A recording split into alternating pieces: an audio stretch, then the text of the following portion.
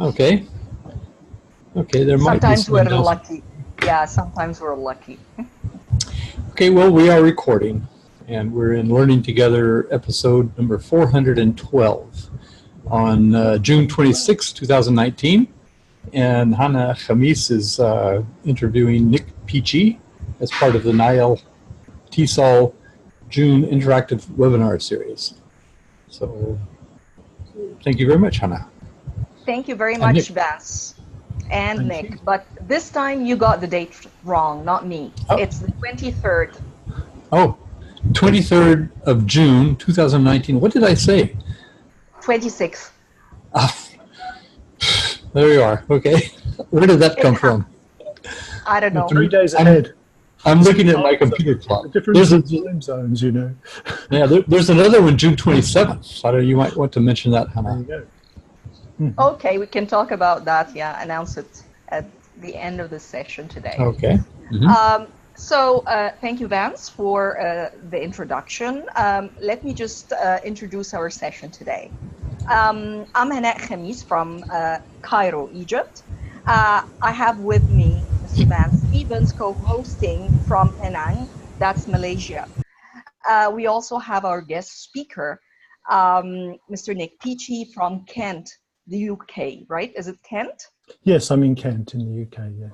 All right. I'm a NileTESOL PD chair and a Learning Technology Special Interest Group co-coordinator. This is the third interactive webinar that we have, worked on. And last month, we were lucky to have Dr. Deborah Healy,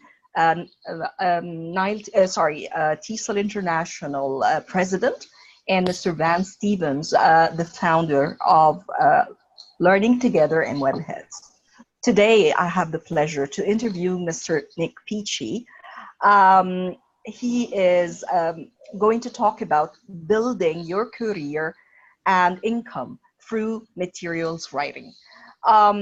Now, just to introduce the session today, let's talk about Mr. Nik Peachey's background. Nik is a freelance trainer, writer, and course designer. He has been involved in education since 1990. He's lived and worked all over the world. He is a two-time British Council Innovations Award winner and the co-founder of PeacheyPublications.com. He also publishes regularly in a newsletter on learning technologies and ELT. He does that twice monthly. Now I hand the microphone to our guest speaker to just give us like a 1-minute intro before we start asking questions. There you go, Nik. Okay, so it's nice to meet everyone, although I can't actually see you. I'm aware that you're there, and thanks, Hanaa, for inviting me along. It's a real honour to be sort of invited along to talk about something that I really enjoy and really love doing. Basically, I started my career in 1992 as a teacher, an English teacher. I trained in Cairo, in International House Cairo in Heliopolis, where I got my certificate and first started teaching. I was actually quite surprised that I enjoyed the teaching so much, and I learned a lot from my CELTA course, and I kind of got hooked on teaching. I think I was very lucky at the time, this was back in the early 90s, that there weren't many very good course books around, and that my CELTA trainers, as part of the course, got us to create our own materials. And I think from that first course, that kind of built in my love of kind of materials writing and materials development, which was kind of, I think, a really good thing to get interested in right from the start. Since then, I've taught in a range of different places. I've done my Delta, have a master's in educational technology. I got interested in product development and starting with the British Council and managed the development of the Teaching English website with the BBC and the British Council for some time. And for the last, I guess, 10 to 12 years, I've been working as a freelance, doing a mixture of things from writing course materials, developing online courses, doing teacher training for technology. I've done some work outside of ELT as well, developing soft skills courses for Eton College, developing online master's degrees in financial law for King's College Online, and and of course, since winning the second My Innovations Awards, I started publishing my own work at peacheypublications.com, and that's kind of really where my heart lies and where my love is at the moment. So that's kind of my career in a nutshell, I guess. 25 years in a nutshell. Amazing. Well, I'm impressed, really. Maybe that would sound a little off point, but I know that your background is music, right? Yes, it is music. I originally I had a music degree, and I started teaching. When I first started teaching, I was teaching the guitar, and that kind of got me interested in this process of teaching. And it's strange, when I started language teaching, I found it incredibly similar to teaching music. I studied jazz, and jazz is very much about improvisation, where you kind of, in a way, you do drills and you learn sort of phrases and structures. And I found that actually language is very similar. You drill yourself, you learn these phrases, and you learn to improvise with them in the same way that you would as a jazz musician in different, kind of standard contexts. So I found a lot of parallels there and got very interested in that aspect of teaching. I was glad to know that you started your career with the British Council in Cairo. That's what you said. I was within the International House in Cairo originally. Oh, interesting, yeah. Interesting. It's one of the most recognized, entities that provide teacher training and all. Yeah. How was your experience over there? When I first did my CELTA training, it had a huge impact on me, and it was a fantastic experience. I tried to learn French in school, and it had been a disastrous experience. And my CELTA trainer, he gave all of us on the course an introductory lesson in Arabic, and just for half an hour, and it was kind of communicative language methodology, and I'm sure that I learned more in that half an hour than I learned in the 5 years that I studied French. And I can actually remember far more of that half an hour than I can remember the 5 years of French as well. Yeah. What a loss when the methodology really takes so much time of your life, and it's the wrong way to learn. I'm glad that you mentioned that the methodology of, or the way to learn songs or music is very much like English. I wonder if you write any kind of materials that would just, give prominence to songs and music for language teaching purposes. Have you done that? I've worked a lot in the classroom. Using music with students used to be one of my favorite things to do, and using songs and using video. And within the book that I wrote, Digital Video, the one that won the Innovations Award, there's a whole section on sort of using video there and ideas for using songs as well.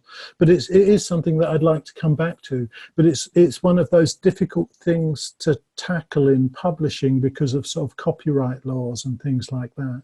It's difficult. If you want to sort of specify the song that you're going to use in the materials, then you have to go and get copyright permission and all that kind of thing. And it's one thing to use a song in your classroom, fine, no problem. But when you start publishing, materials based around songs and their commercial materials, then you have to be much more careful. Yeah, quite understood. Talking about the awards that you won 2 innovation awards from the British Council. You already mentioned one. It's one of the books that you won. Would you like to elaborate a little bit more? about the two awards and the two books? Sure. I've actually been shortlisted 4 times, which is great, and won 2 out of 4, which is quite a good average, I guess. The first time I won was for a course that I developed for Bell Educational Services, and it was a teacher training course on teaching teachers how to use blended learning. And that was a course that I developed in 2012 based on a Moodle platform. And I sort of did everything from the kind of bottom up. I wrote the materials and developed them within the platform, and sort of embedded all the videos and did the design work as well.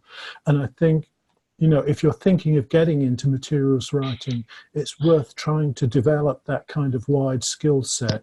You know, if you want to be a writer, great, but have some other skills as well. If you can add in some design skills, or you're able to develop the materials within, you know, a learning platform like Moodle or something like that, and you've got some tech skills as well, then those things can really help you get some work. And you know, that's been my experience, as most of my work is a mix between the two. And you know, that's a good way to stay employed, you know, if you have that wide skill set. So the first one was that course on blended learning, and the second one was a book that I self-published, and I crowdsourced the money for it using a crowdsourcing platform. So I asked people sort of to donate money to me to help give me the time to develop the book, and I miraculously raised about £1,000 to do that. And then, having raised that money, I took about, I don't know, a month or 2 months to actually, you know, to actually develop the book.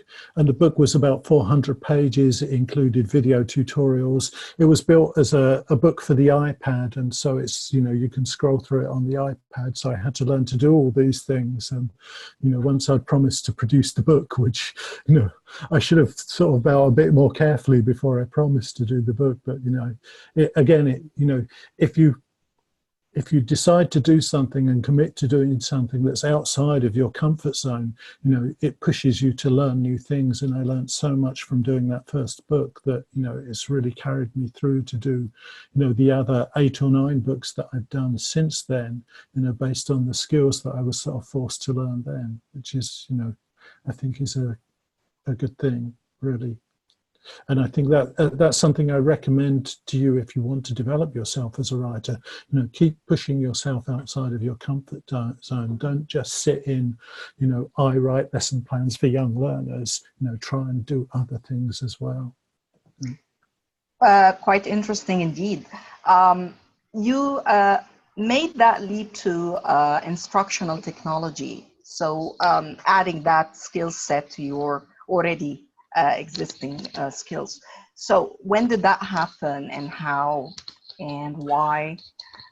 I guess I had quite an interest in technology for quite a while, but I mean, I think that it really took off with, I did a master's in educational technology with Manchester University, but that was back in the end of the last century. That makes me sound very old, doesn't it?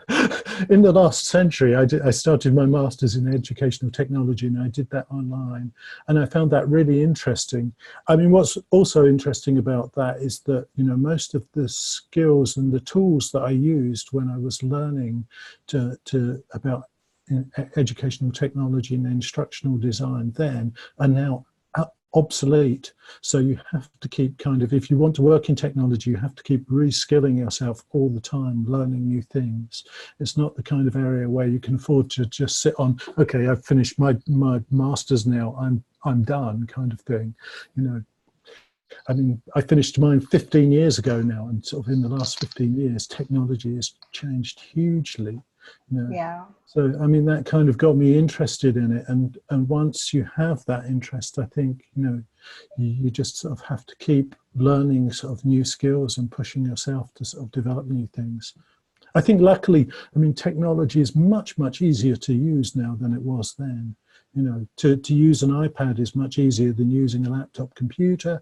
And, you know, to develop a website now, you know, you can use WordPress and develop a website quite quickly, you know, whereas when I was doing my master's, you had to learn HTML and you had to write the HTML for every page, and everything you wanted bold, you had to put the B's in, and, you know, I mean, it's good skill to have that skill, but it's, you know, it's hard work to learn. So it's much easier now.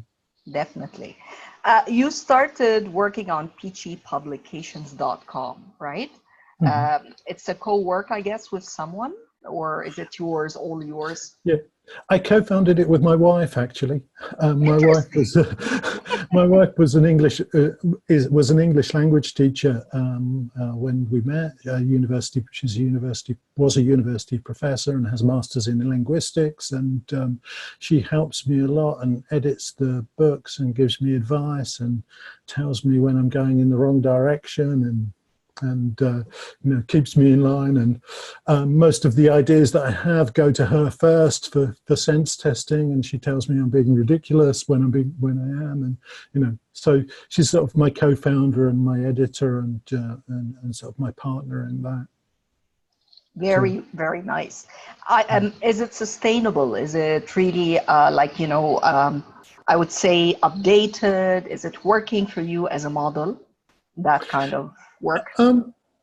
It's growing. Initially, I only founded the website Peachey Publications to publish the one book that I'd done, the digital video book, which, you know, when I submitted it for the Innovations Award, they said, well, you know, what's the name of the company? Who published it? And I was like, oh, so I had to think of something quickly. I said, oh, Peachey Publications, first thing that came to my head. So then I made the website. And when it won the Innovations Award, I thought, you know, I'm going to be rich. I don't need to write another book. Everybody's going to want to buy it. And then the week after winning the Innovations Award, I think I sold 5 copies.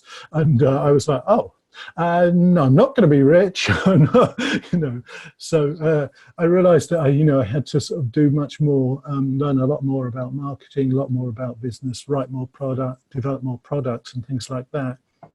So now, since then, the business has grown a lot. It doesn't kind of, you know, just publishing my own books doesn't sustain me. It's sort of like for me, it's like a hobby that earns some extra money, and I still have to work and do a day job. But it is growing all the time, and, you know, I can see I'm getting towards a stage where I can gradually phase out, you know, doing less work for other people and publishing more myself. So, you know, that's kind of where the direction that I'd like to go in.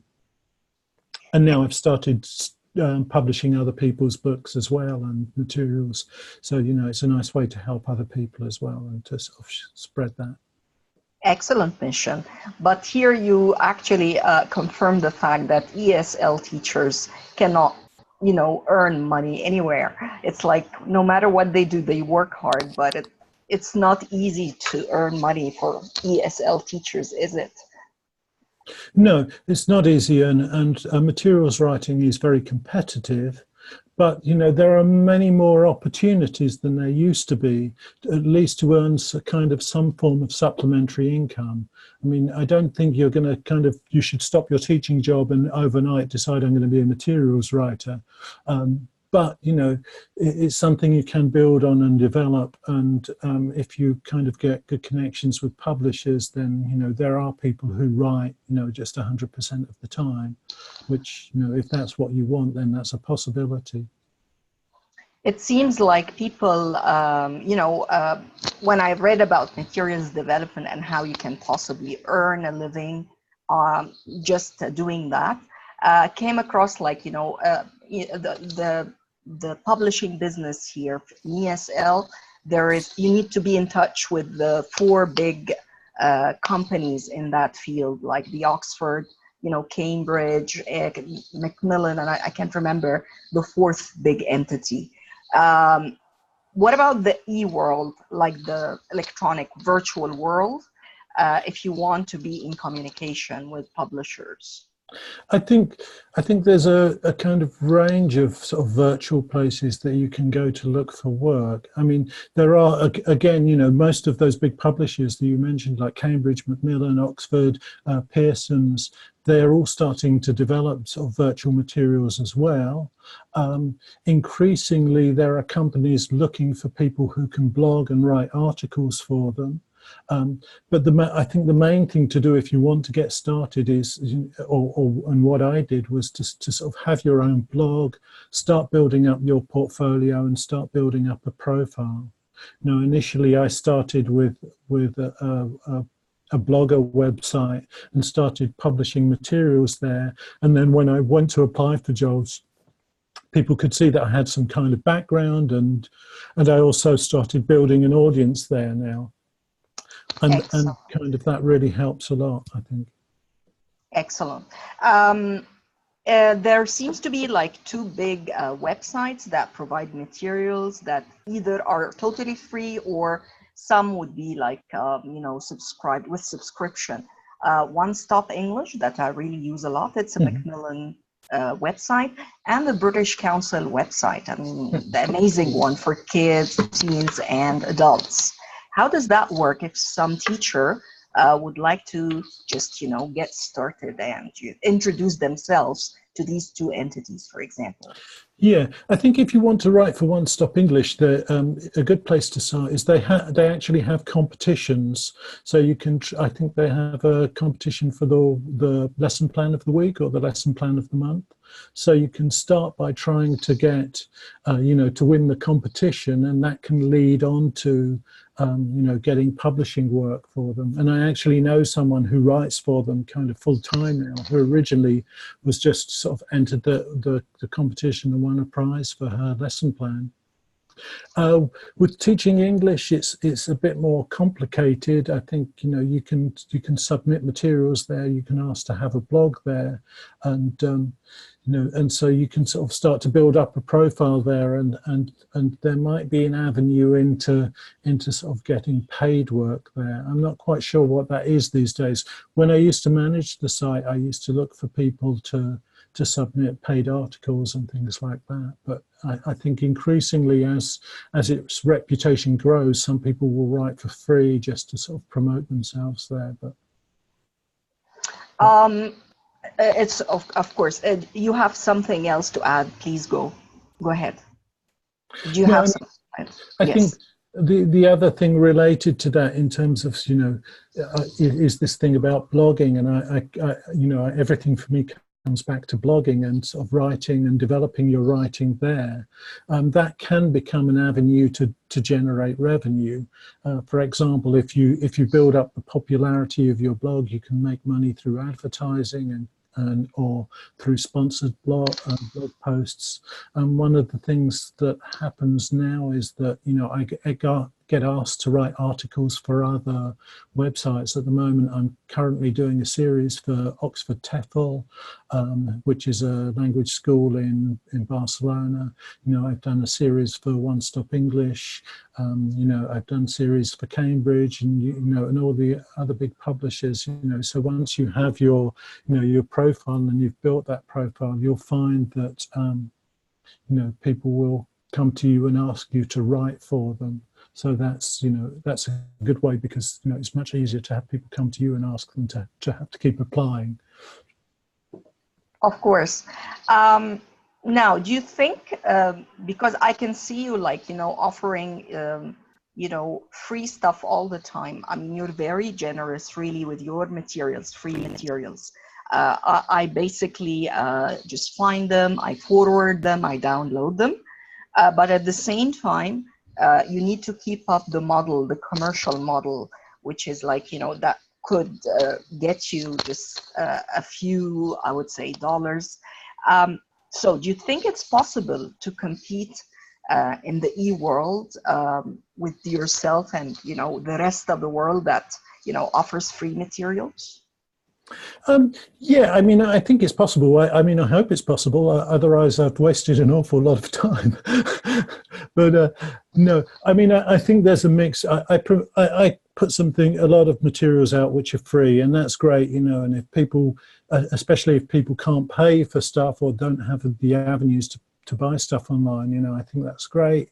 And, you know, I rely on the fact that, you know, if it's a year from now, if it's 5 years from now, if it's 10 years from now, you know, if they like their materials and my materials, and they're one day able to pay, you know, I hope they'll come back and buy some commercial materials. So that's kind of for me, that's one of the avenues and one of the reasons why I put out free materials. No, I think it is also possible to compete with, you know, services like British Council and One Stop English. You know, the things that I do are quite different from what they do. You know, increasingly I sort of produce sort of digital interactive materials to go with them.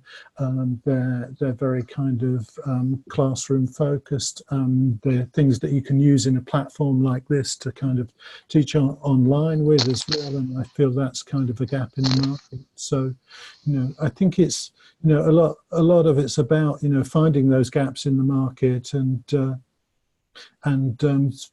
do something different to what other people are doing as well. You know, I feel like my materials are a little bit different from what One Stop English publish and from what the British Council publishes. Nice. I'm starting to receive questions from the audience. Do you mind if we Sure, answer one? This is coming from Mahawed. Are there any design materials for visually impaired students or students with special needs? Oh, that's a difficult question. Yeah, I think, yeah, I would check with the bigger publishers. I mean, I find it hard to develop materials for sort of such a small kind of niche audience. But, you know, when I do develop the digital materials that I develop, I try to develop with an awareness of those kinds of issues. In terms of sort of coursebook publishers, then I think you'd have to sort of look more closely at the publisher's site and see if they provide something for that. I would refer Maha to special education, special interest groups in TESOL and the intersection. I believe they may be helpful in that respect. Yeah. Recently there have been sort of more and more publications that do deal with special needs, and which is great. That's good. And especially with technology, I mean, it's all about the affordances technology can provide. Like reading aloud maybe, or the braille kind of technology. It's all to do with the machines themselves, I guess. Also, I mean, having an understanding of what the computer can do, you know, if you've got an iPad now, it will read to you. You know, you can set it up to do text to speech and speech to text and things like that. So, you know, having an awareness of technology does help if you're teaching people with special needs. You suggest here that it may be useful to start with a blog. So what's the importance here of starting the whole idea of materials writing with sustaining a blog? I think there's a number of reasons.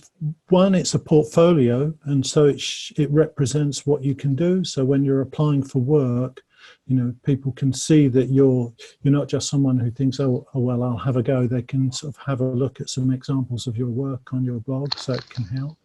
It can help build your reputation, but probably most importantly, I think, is to develop the skill. You know, materials writing is a skill like any other skill, and it needs to be practiced and developed. And, you know, I've learned an awful lot from, you know, writing materials for myself that I publish on my blog. You can go back and look at them again, improve them. You can get feedback on them from users and find out what you're doing right and what you're doing wrong. And, you know, and that's part of, you know, honing your craft and your ability to write. You know, I think by doing my blog, I've become a much better writer and a much faster writer as well. So, you know, all of that helps.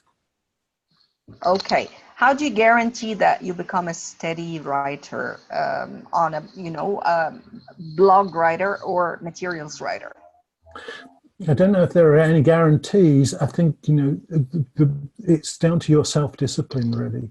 You know, you have to kind of set yourself a plan and some realistic goals and try and stick to them, you know. try and commit yourself to publishing something once a week, or or once a month, but keep it realistic to something that you can do, and try to stick to it, and make a time in your day when you're going to do it. Personally, for my writing, nowadays I get up very early every morning and I write. I get up at 5 o'clock in the morning and I write until 7 o'clock in the morning, and that's that's my commitment and my discipline to the time, and that's where I develop those books and Peachey publications is all done between 5 and 7 in the morning.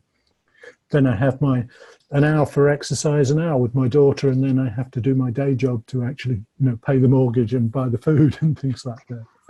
Impressive, quite impressive indeed. You're quite an early bird. Doesn't discipline sort of stands here as an obstacle when people say what writing is about creativity? It's like, is there any contradiction between creativity and discipline here? No, there isn't. I mean, all kinds of creativity. If you're going to be an artist, you need the edges of the canvas on which to sort of that's your discipline. It defines what you do. And I think materials writing has the same kind of discipline and creativity in it too. I don't think that the discipline contradicts the creativity. If anything, I think it helps it and helps you to define it. And in terms of the writing process, okay, I know that, I've only got those 2 hours between 5 and 7 to write every morning. But, sometimes you get up and you don't feel creative, but there's also always something else you can do. I can't remember who it was said that most creativity is, 10% inspiration and 90% perspiration. Well, of those 2 hours, there's a lot of perspiration you can put in during that time as well, and plenty of other things to do. If I'm not feeling creative about writing, then I can do design work, I can do some marketing work, I can work on my website, I can work on developing my email list, or there are so many things to do that there's no shortage of things to take up that time. Very nice. We're going to just go back to the list of questions coming from the audience, try to put them here. Now, I'll try to relate it to something you said. It's about finding the gaps. To compete, you need to find certain gaps in the market so you can fill in. So, for example, here is a question about how do I choose a specific area here that would fill in the gap? Okay, whatever the gap is, and how can we possibly find gaps? I think that there are two answers to that question. The first one is if you're looking for what you want to write about or what you want to do, think about where your passion is first. And write about what you're passionate about. Develop materials for the students that you're passionate about and the students that you know. And then I think most people who develop their own materials do so because there's something wrong with the materials they've been told to use. I think all of us as teachers have sort of opened up a course book and looked at our students and thought, this isn't for them, and that's where the gap is, and you fill that gap. So, I think if you're passionate about your students and passionate about what you teach, those gaps appear very quickly, and I don't think there's a huge shortage of them. I think, if you start, working with students, you'll see those gaps. So maybe related to some example, for example, I just find some worksheet online and I try to use it with my class, and I find it culturally different, remote, maybe inappropriate, I don't know. And maybe I would like to just add, that angle here from my own culture, my own perspective. Would that be a good start for somebody who's starting off the process of materials writing? Yeah, for sure. I think that's a good start. I think you know, localization of materials is very important. And most of the, and again, that's the weakness of the big publishers. You know, most of the big publishers are writing for a global audience, you know, and, you know, they have this kind of one size fits all, where in reality, actually, that one size fits nobody. You know, if you design something that's supposed to fit everybody, actually it's ideal for nobody. I mean, you know, it's a bit too tight for some people and a bit too loose for others. And so, you know, I think, you know, being able to localize your materials and make them specifically for your market is a really big strength. All right. Let's just take another question here coming from the audience. Here, somebody is interested. Here it's Russia. She's interested in, you know, the relationship between technology and young learners. How can we sort of like develop materials that would get learners, young learners, learn with technology? Yeah, I think young learners are very interested in using technology these days. And I think, you know, there's certainly kind of space for developing materials for them. Finding materials online for young learners can be quite difficult, especially ones that involve any interaction, because people have to be very careful about young learners interacting with each other online. Teachers have to be very careful about what sort of, especially if you're looking for free materials, what kind of advertising appears on that, you know. So, you know, there is an avenue there for sort of development of materials for young learners. I actually use a kind of my own platform, well, not my own platform, I've discovered a platform which I use to develop materials which are kind of safe and self-contained, and that I find that's very good for developing young learner materials, because it doesn't kind of rely on being out on a website. It is digital and it looks nice, and you can develop nice materials there. It's a platform called Genially, actually. I'll pass you a link to it because it's free to actually register, and it's a good way of starting to create materials yourself. Just let me find that link. Yeah. That's not the one.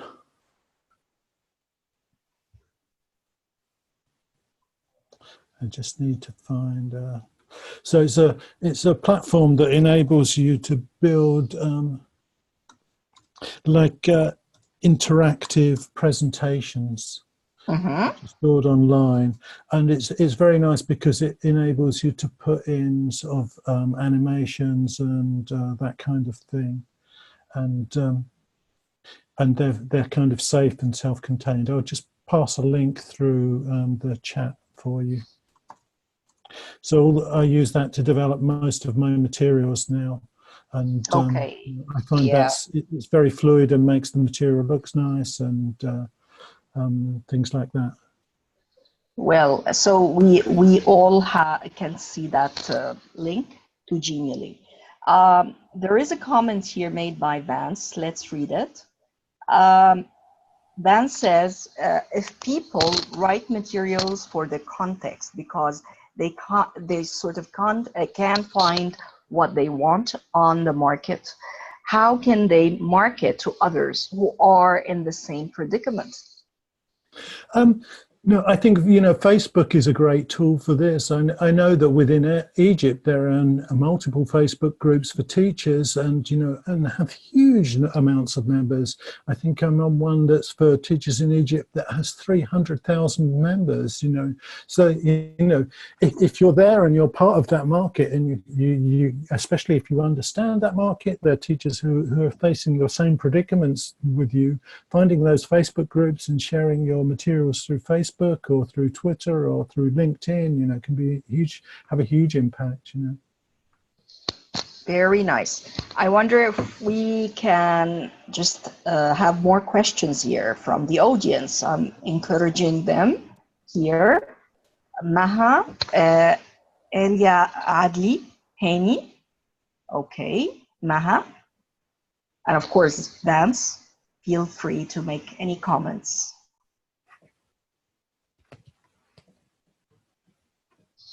Yeah, here we got one new message. Yeah. How do we identify our markets for the materials we develop. That's from Vance again. Again, I think, you know, it depends on the materials that you're developing, you know, and I think if you're sort of developing materials for your own students, then, you know, your market is going to be people who are pretty much like you, except they're the people who don't want to put in that extra work to develop those materials. But, you know, if you're frustrated with the materials that you're using, probably the other teachers who are doing similar things are also frustrated with those materials. You know, I can remember a time when I first started teaching that there was a lot of frustration around young learner materials, and it was very difficult to find good materials for young learners, and that's something that's changed a lot now, and which is great. I think Vance wants to voice a question, doesn't he? I've just said, please, Vance, join us. Okay, hi. Hi, Vance. My video on. There we are. I agree with you that if you're in a teaching situation with other teachers, first of all, first point is that you find the materials you're supposed to teach are totally inadequate to what you're supposed to do. And the second thing is that you start developing your own materials, and your colleagues do as well. So you basically, you know, it's not that people are not developing materials, but everyone is sharing their materials within that particular context. So, but the materials that I would produce, say, for my last teaching job, which was at an aviation college in the United Arab Emirates, would not possibly transcend to other markets unless we found a niche that was for other aviation colleges, possibly in the Arab world, because that's a certain type of learner. But I'm actually interested in how you identify your markets. Those were my other questions. I just wonder, because you produce materials which are, as far as we can see, or, you know, someone in his own context, may or may not be appropriate to that context. Yeah. In my case, I've started developing my materials for a kind of a technological context, you know, where I find there's some frustration. Somebody's making some strange noises, aren't they? I got it. It's okay. You got it. Okay, good. Yeah. You know, so me personally, you know, I worked in a school, an online school, for a little while, for a couple of years by Macmillan, and that was sort of teaching students through a platform like this, teaching them English, the students in Brazil. And I found that there was a big problem with this kind of platform, that there weren't any materials for it. You know, we would sort of, you know, teachers come to class and they think, great, I can teach online, I can sit at home, I can teach anybody anywhere. And all of a sudden there was this realization that, well, you know, I can't just hold up my course book. You know, that's not going to be very good. And I can't sort of have my course book here. So, you know, there was this kind of thing of, you know, developing PowerPoint presentations which didn't look, you know, that great. And so for me, I found that there was a gap there. And I started developing materials that could be used in this kind of context. And, you know, I found that, you know, that really kind of boosted sales of my materials, because, you know, there was a gap there, you know, and so that was a kind of technological gap. The other side of that is that, you know, I actually, you know, there is noise. There is noise. Yeah, there is again, isn't there? I don't look that much I got it. for a gap. What I do is, you know, I create the materials that I would like to use, you know. So, you know, I'm doing what I love, and if nobody loves them, then, you know, nobody buys them, and, well, at least I'm doing something I love. And, you know, if people do buy them, then great, you know, I'm making a living from doing something that I love. So I guess, you know, it is a difficult thing to find that kind of that kind of space, or that gap where you're going to sort of reach a global market. But, you know, I feel like, you know, there are things that I feel are important globally, like the materials that I'm developing now focus on, okay, they use technology, but they focus on ideas around creativity and empathy, and having sort of a greater degree of emotional awareness and understanding of others, you know, and I think those are things that are kind of, those are gaps in our society, if you like. At the moment, there seem to be sort of things that are really needed. So, you know, hopefully people will buy or get the free ones or whatever and use those materials. And so, you know, that's for me, that's the way of finding the gap. Okay, can I just take the mic for a second? Sure. I believe we need to do, that's a technical issue. We need to find a way to, by default, mute anyone who joins. So, because it seems like once you log, automatically you're on audio. That's why. That's my fault. It can be done, and what I do is when I set up the meeting room for you, I set it so that people will not be muted when they join, so they can talk to one another when they want to test their microphones. But what I did is I forgot to remove that feature a few hours before we came here. So it was my fault. I'll try to attend to that in the next session. Fine. Thank you very much. And Hussein, who has just joined us, I don't seem to be able to mute you, so maybe you could mute yourself just to keep any sounds down. Thank you. Have we got some more questions? There seems to be some more things popping up in chat. Great. Yeah, I'll be taking care of that, but just okay. I was just attending to Hussein because just to ensure nothing would disrupt. Okay, so back to our audience here. Now, it's about tailoring materials and something else you mentioned earlier. It's about plagiarism, not plagiarism. You mentioned copyright. Well, here is the interest of just to make sure she avoids plagiarism. Maha says, now, how can you possibly make sure when you tailor materials that you're not plagiarizing? I'm just especially adapting a previous worksheet, for example. Yeah, it can be quite a difficult thing.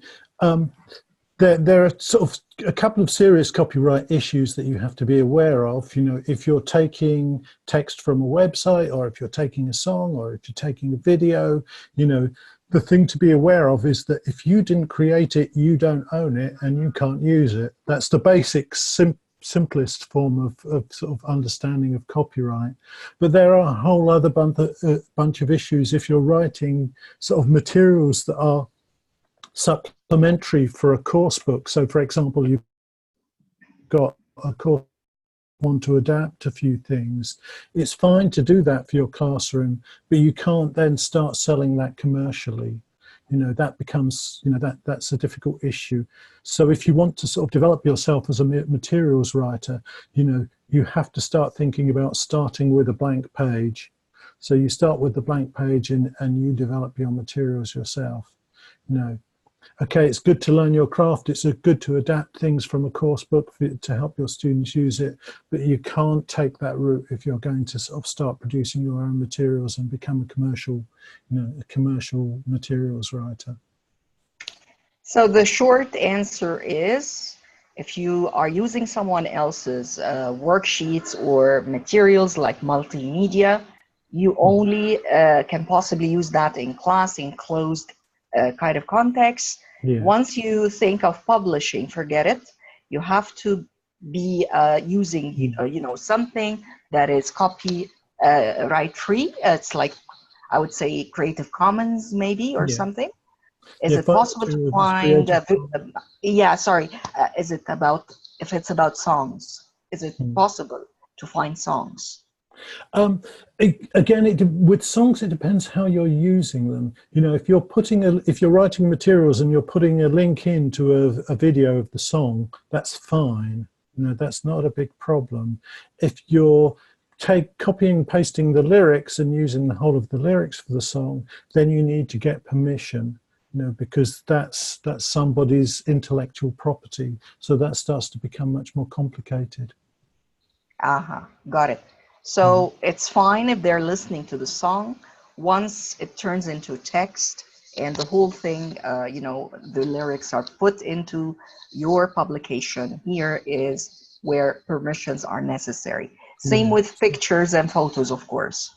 Yeah, with pictures, for example, there are quite a few sites now where you can download royalty-free pictures that you're allowed to use in commercial publications, and those are very handy. I'll just pass a couple of links to those because I've used them a lot, and you know, finding good images to use that are royalty-free can really be a great help.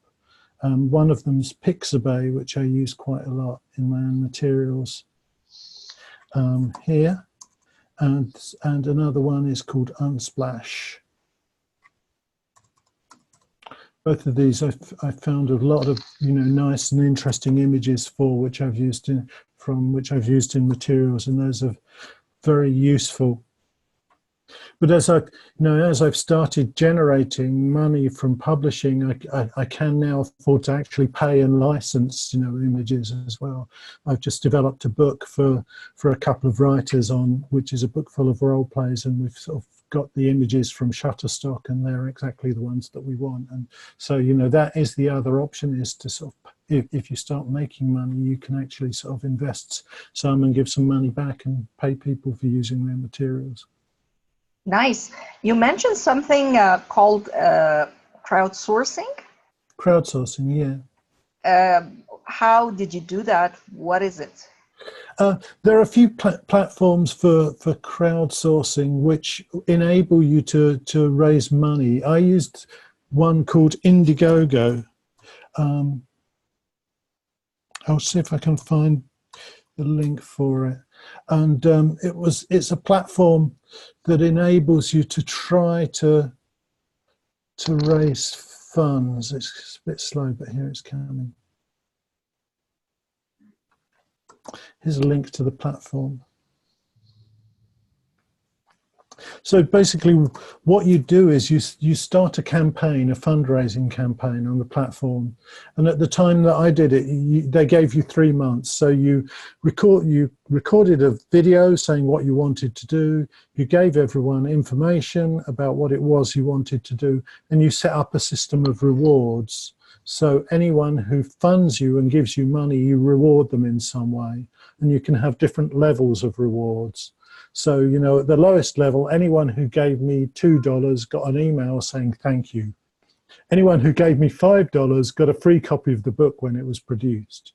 You know, anyone who gave me $10, they got, I think they got a mention in the book, and all the way up to, I think it was $1,500, where they could have their brand and their logo added to the book. But actually, I did get someone who sponsored me $1,500 for that first book, and so it was a school in Dublin, and their logo is actually covered on the book. So, you know, and that's how I raised the money to do the first book, and I think I raised $6,000 for that, which was, you know, which gave me the chance to take, you know, a couple of months off work and just write the book, which was great. Quite impressive indeed, really, to receive that vote of confidence from somewhere. Yeah. Yeah. I mean, it is a good way to sort of test the viability of your idea, because the likelihood is if nobody wants to help fund your book, then nobody's going to buy your book. Oh. So, you know, there's probably not such a great idea to write the book. Whereas, you know, if people do fund you, then, okay, this is an idea that people want, and you get that kind of, that vote of confidence, and you think, oh, well, you know, it's worth doing because the book's going to sell. So the other thing about it is it really helped with the self-discipline, because, you know, I know a lot of these people who gave me money to write that book. So once they've given you the money, you really feel obliged to write the book. You know, you can't just say, oh, well, you know, I didn't get around to it, or I'm going to go and have coffee or take a holiday instead. You have to write the book. They've given you the money, you know, unless you're going to give all the money back and or carry the humiliation and shame that you've taken. Never.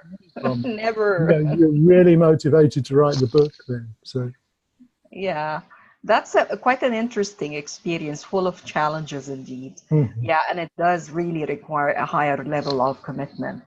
Uh, we have a few minutes before the end of our interactive session today. Um, just one last question here. Um, if somebody would like to join Peachey Publications or any kind of community that you sort of supervise or moderate, where there are materials writers and developers, what should they do? What are the steps? Well, there's a number of things that you can do if you want to become part of a community. There's quite a few Facebook groups for ELT writers and materials developers. So sort of have a look around. If you just type in ELT writers or ESL writers or materials writers, there's quite a few of those. There's a few that are starting to sort of start professional websites where you can register yourself as a materials writer. I've started working with writers to develop their materials. I've just published a lesson plan by someone, and I've got a book coming out tomorrow by 2 writers who have done their own book. And so I'm starting to work with writers like that. So if you feel that you have a really good idea or you have a really great lesson plan that's worked well and it's completely original, then you can get in touch with me through my website or through Peachey Publications, and I'll have a look at it and try and give you some feedback on it. And so there's sort of a few options that way that you can go for. Thank you very much. Quite a number of options and very motivating options indeed. Go ahead, please. Before we finish, there's also, if you just want to do it yourself, there are a couple of sites online, or quite a few sites online now, where if you've got a lesson plan, you can go there, put it on the website, set a price for it, and start to try to sell it. These websites tend to take a commission, which can be quite high if you haven't got much material on the site, but they're worth trying out just to sort of test the market. One is called Teachers Pay Teachers, and I'll pass you the link through the chat window for that. It's Teachers Pay Teachers. You can just start selling materials there, and there's another one called Test Resources. The Times Educational Supplement has one. I actually have a sort of shop and a store on both of these, so these are places where you can. That link to the TESS one is actually my online my online shop on that site. But it shows you can just go and put your materials there and try to sell them if you want to. So you don't really have to have anyone else. You can just sort of do it yourself if that's what you want to do. Excellent choices indeed. Vance, I wonder if you would like to say something here before we end our session. Hi. Yes, let me see. Hang on a minute. Just have to see if I'm coming on. Okay, yes, I'm here. Okay. Well, I'd like to say thank you very much, first of all, for asking me to host this session. It was quite an honor. Always an honor to work with other teachers.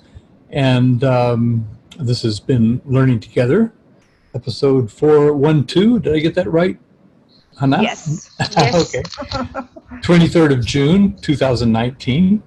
And we really appreciate having Nik here. I met Nik in Istanbul once, I believe.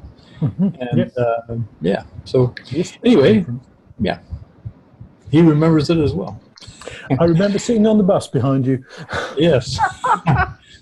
Yeah, okay. So anyhow, it's nice to have you here and nice to get you back on Learning Together. I've been thinking about having you, or asking you to come on, but didn't want to impinge on your time, but I'm very glad that Hanaa did that, and maybe we'll have you back again at some point. Great. So it's really great to hear from you and to find out more about what you do. Okay. Maha is raising a hand. There is Maha would like to take the mic, it seems. I think anybody should be able to just take it. Yeah, she's already done that. Yes, okay, good. Maha, do you have any questions? No, thank you very much for such an amazing session. Thank you. Really, I enjoyed it. Thank you. Hussein, well, Hussein has been having problems with the microphone. Let's mute him if we can. It's done. Oh, thank you very much. Thank you, Hussein. I'm sorry that you couldn't join us earlier because of tech problems, but anyways, we have. I wasn't able to solve it, but it's okay now. Excellent. Excellent. Okay. All right. Let me officially. Welcome to all. Yeah. I'd like to thank Nik too. I'd like to thank him so much. Enjoyed so much with you. You're welcome, welcome. Would you please allow me now to officially sign off the session? Okay. So, officially speaking, the way Vance taught me, it's June 23rd, 2019. We were with Mr. Nik Peachey. This is Hanaa Khamis from NileTESOL Professional Development Chair and Learning Technology Special Interest Group Co-Coordinator from Cairo, Egypt. Episode 412, Learning Together. Did I do well? You did great, and it's really, as I said, an honor to be working with you and to be having you help Learning Together and help Learning Together is a movement, a free movement that's been going for 10 years to try to just get teachers' voices out into one another. There's no funding here, nobody gets paid, and we really appreciate people like Nik coming along and enlightening everybody. We're all learning from one another. So thank you very much. We appreciate that, Nik. Thanks a lot. Thank you. Thanks for coming in. Thanks for your time as well. Thank you. Thank you, Vance. Okay. Time to sign off. By I'll the way, go ahead and, the chat. Let's not forget the chat. We need to ensure it's all saved. Okay. Are you going to copy it? We automatically copy it as hosts. Oh, okay. When I get a recording, I also get a copy of the chat. Okay. Okay. Thanks for now.